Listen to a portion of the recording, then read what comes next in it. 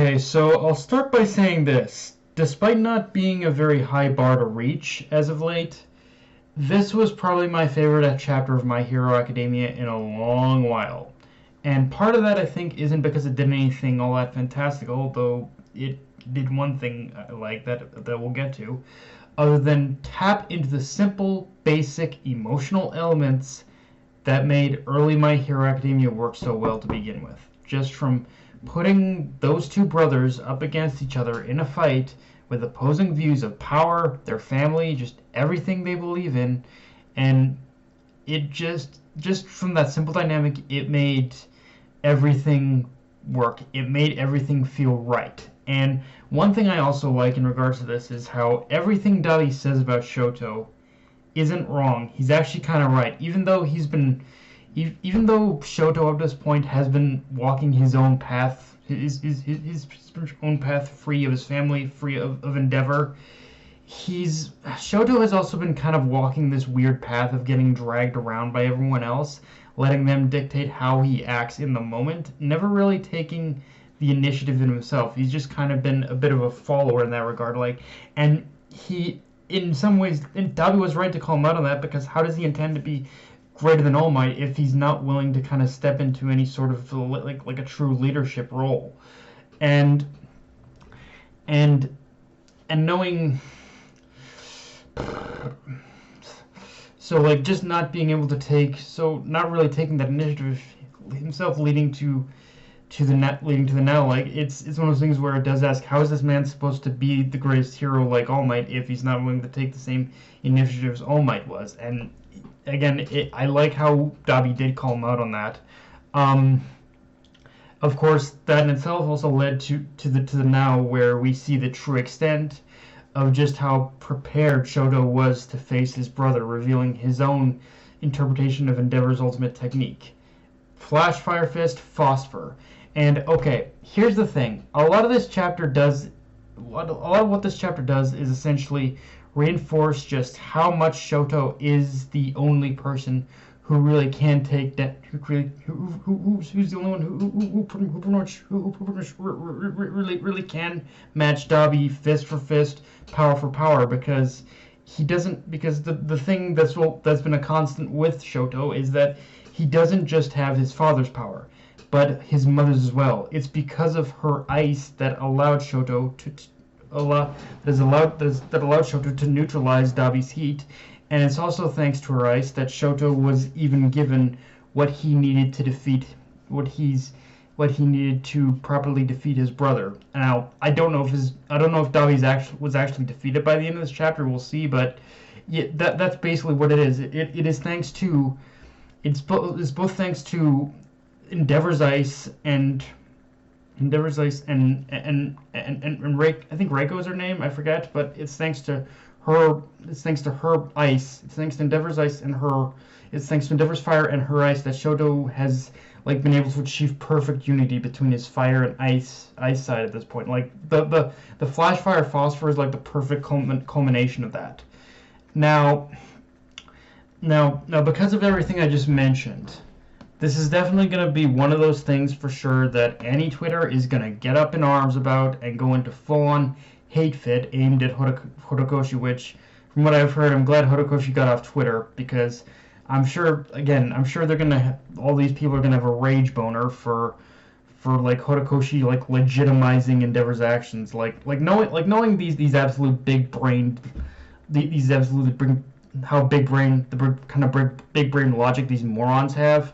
I'm sure a lot of this chapter is to these people is going to look like Horikoshi giving the A-OK to something like child grooming or something like that, and I'm hoping I didn't just give them ideas, but no, that isn't what's going on. I need to say it right now. That's not what Horikoshi is doing here, you absolute idiots.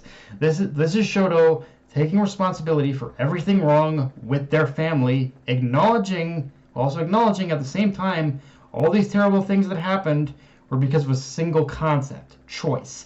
Endeavor chose to do the things he did, but at the same time he also has chosen ever since then, that to basically pay the price for it, beat himself up over it, trying to just own up to what he's done with every step forward he's taken since then. And in that same vein, and maybe barring a broken psyche, Dobby has chosen to walk the path of a villain, someone who loves to indulge in harming those who did nothing wrong, and as little more than his way of like lashing out at the world for everything that happened to him. But that was still ultimately his choice that he made, unlike with Endeavor, who's owned up to his mistakes, everything he's done, acknowledging what he did was wrong.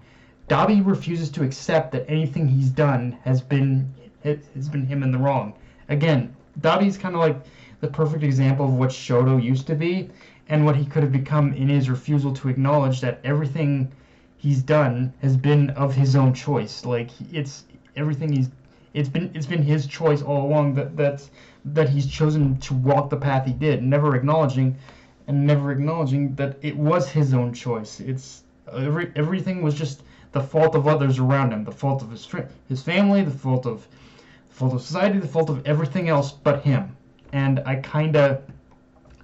that really shows just how regressive Dobby has become at this point. Like he's just gonna burn everything up until nothing is left alive.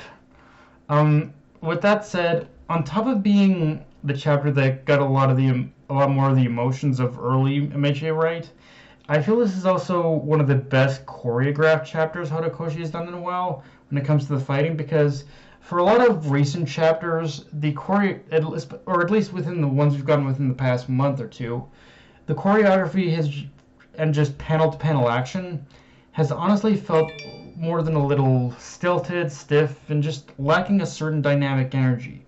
But once again, this feels like the most dynamic fight he's choreographed drawn in a while, and I think part of that is because Horikoshi's using two characters with a very similar power set, and the fact that it is Dobby and Shoto, I think just it kind of gave Horikoshi the okay to just kind of go wild and it just gave him a lot more creative freedom with the action and just really let loose in what he could do with the possibility of two fire users fighting each other.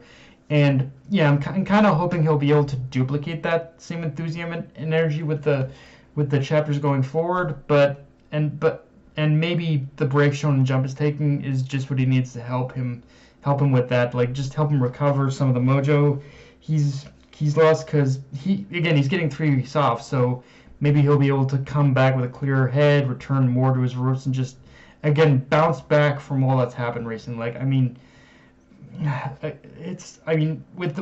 the man's getting 3 weeks off, so that's got to account for something. Like I think Horikoshi at this point just really needs to clear his head, and hopefully from that he'll be able to like come back swinging and just really just get his mojo back. Like I think that's the one thing more than anything else he needs, is that I think the chapters recently, because of everything that's happened, has kind of to the series, he's lacked a certain enthusiasm for them. So maybe this break will help rejuvenate him, get a little bit of enthusiasm back. Maybe, I don't know.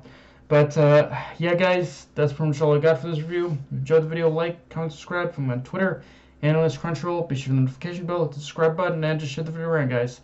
Dark Knight of Anime, signing off. Later, everyone.